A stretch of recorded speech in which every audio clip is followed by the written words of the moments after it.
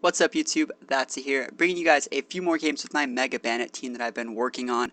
I don't really have that much to teach you guys in form of a tutorial today, but I do have 3 games that were pretty good that I felt deserved an upload, and it just showed a couple of the strengths of this team. I feature a little bit of the Zapdos that you rarely see me use, and I use a lot of Latios in these next few games, so we're going to start things off against Scars Jose and get right into it. So we're going to be leading off with Sableye Banette. I think I have actually led with this every single time for all of the videos in this series. Frisk Prankster going into Double Prankster is super strong, and there's not that many things most of my opponents could do against it. We see the standard Venusaur on Venusaur, as well as the Citrus Berry on Thundurus, so right off the bat things are looking incredibly standard. We're going to see both of us pop our Megas, and I think Venusaur might actually be faster than Banette, but I don't think it's really going to come into play. Sableye is going to go for the fake out onto the Thundurus, getting it off the board for one turn, and we're going to see my opponent miss a Leech Seed with his Venusaur. So you may be thinking, what am I going to do with Banette? Well, I'm going to go for a Shadow Claw on Thundurus. Looking at this guy's team, his team was so bulky that I don't really have anything to do. I put him to about like 50 or 60%, and so I was thinking this turn, if he decided to stay in, he'd probably taunt one of these guys, and a Will-O-Wisp Shadow Claw would be able to take the Thundurus out.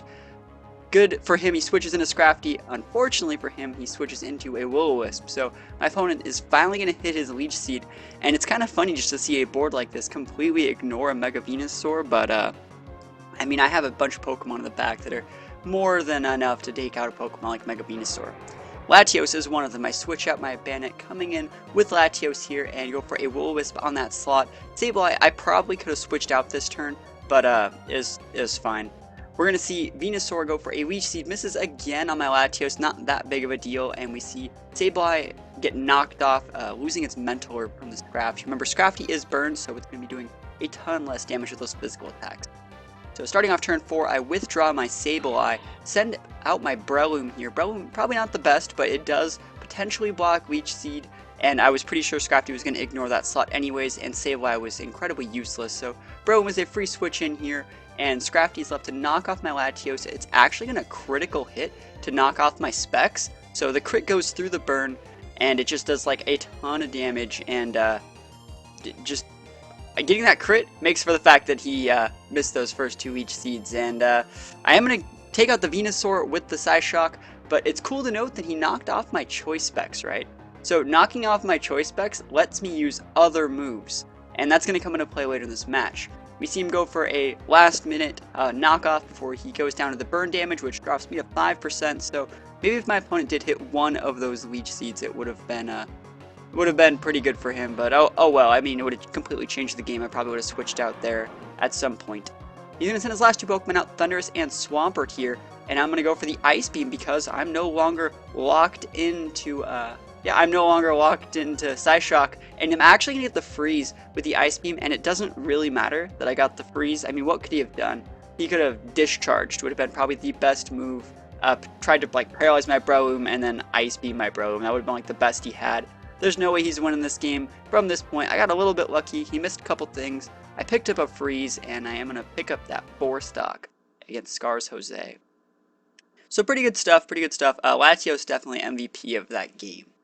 Moving on to the next game, we're going to be on the top this time. We're going to be leading off against T-Mersh597, who has a pretty standard team. He has Scrafty, Excadrill, Mega Salamence, Clefairy, Heatran, and Thundurus. So I'm usually very wary to bring my Heatran in matchups where my opponent has a Heatran, but we're just going to start things off and get right into it, because remember, my Heatran actually does not pack Earth Power. It has Substitute instead. So we see him lead off with his Heatran and his Thundurus, leading off against my Sableye and my Banette. So one really important fact to note about this game is we got the Life Orb and the Scarf. So the Life Orb on the Heatran tells me he has Earth Power to check my Heatran, no sub, and that the Thundurus is Scarf. So just a couple little things to pick up at the start of this game. Fake Out is going to nullify Thundurus for a turn, and I'm going to get a free turn to do with whatever I want with on Banette. He's going to go for the Heat Wave here. It's going to get me kind of low here, and we're going to see the Life Orb tick, and it's the perfect situation I want to be in. Remember, Banette needs a turn to, after it's Mega Evolving, to really use the Prankster that it gets, because Speed activated on the first turn. So now we're going to try and go for that Destiny Bond here. Going to try to take out at least one of these guys. Doesn't really matter which one, any of them will really do.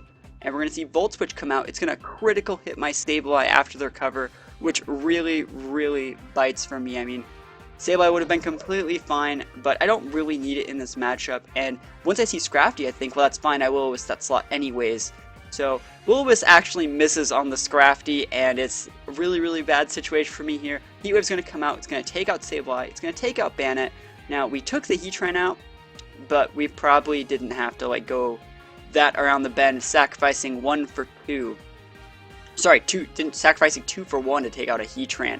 So we have our last 2 Pokemon. He has a Fake Outer on the board, and he has 3 things left. It's going to be a very hard uphill battle from here. He's going to send his Thundurus back out. We know that it's Scarfed.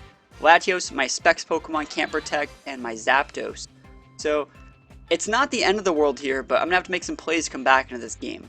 You see Zapdos eats the HP Ice from the Scarf Thundurus, and I go for a Specs Ice Beam. It's going to definitely pick up the KO there.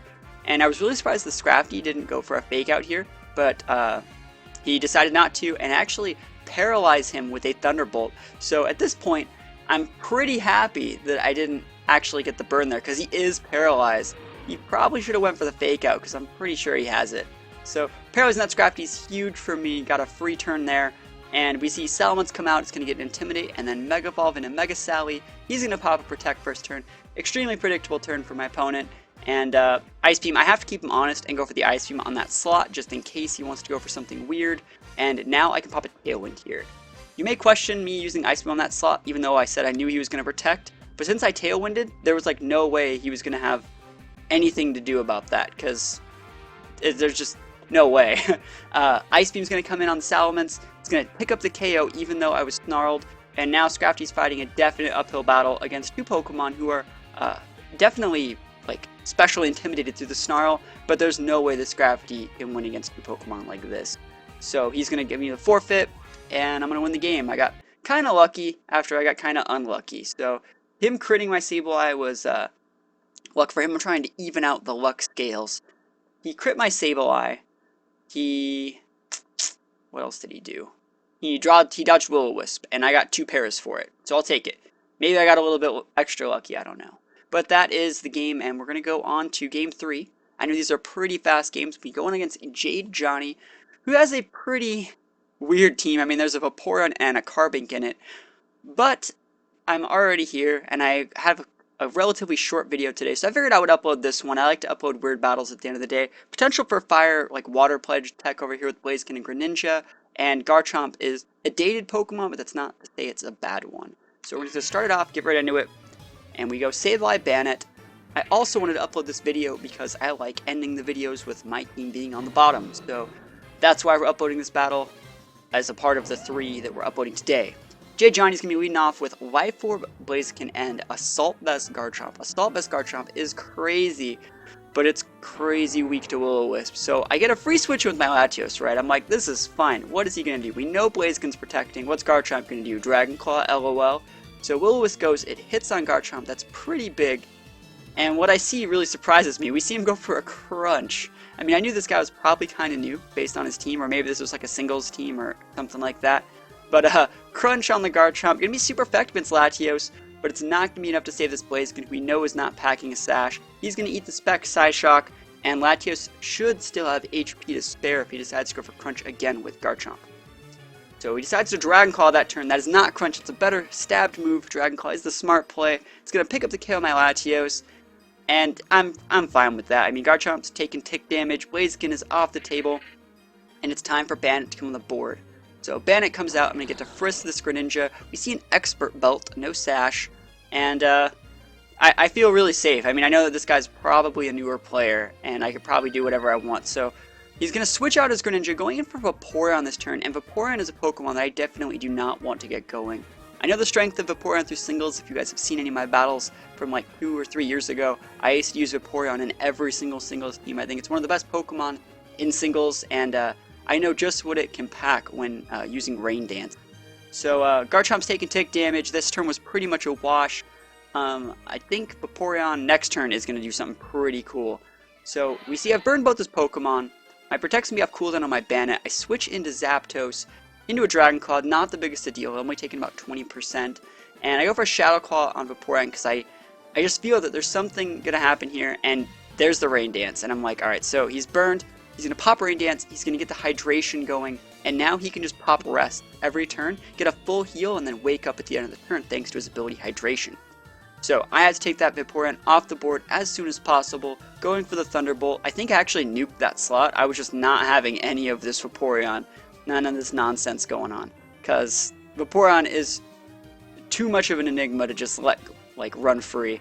And I know I'm giving it way too much credit, but if you guys didn't play Gen 5 OU, you do not know the strength of Vaporeon. And like I said, I'm going to try and style on this guy because I know he's a newer player. I go for the Protect of my Zapdos and a Destiny Bond here, hoping he would like Dark Pulse or Surf or something like that. He goes for the predictable Ice Beam. That's actually the correct move to go for there. And it's going to make my turn pretty much useless. He's going to follow it up again with the Ice Beam, so he's making some good plays at the end. But it's not really going to be enough to save him. Zapdos is going to go down, Shadow Claw is going to come out, and we already know that I have Sableye left over. Sableye can do a bunch of things to make Greninja fast, or slow, or fake outed, or wrecked. I'm going to decide to go with a fake out to clean this battle up, and we're going to get the flinch, and the Shadow Claw is going to be enough to definitely take him out. I should have went for the Gunk Shot if I really wanted to go for the style points. I should have went for the Gunk Shot. I had 2 turns to try it. Anyways, guys, no, that would have been bad. That would have been really, really bad, because if I went for Gunk Shot, right, if I go for Gunk Shot, miss, next turn he can use Protect, and then I can't Quash Shadow Claw him because he becomes a normal type. So that's a little bit too daring going for a Gunk Shot in that one turn. I mean, I could have quashed Gunk Shot again, but I'm just saying, like, if he gets a Surf off, I lose. So, anyways, I know I'm getting off topic. Thank you guys for watching these battles. I have a lot of fun playing them. If you guys have any questions or any potential megas you want me to use in future episodes, leave a comment below and I will get to those. Thank you guys for watching, and I'll see you guys next time. Peace out.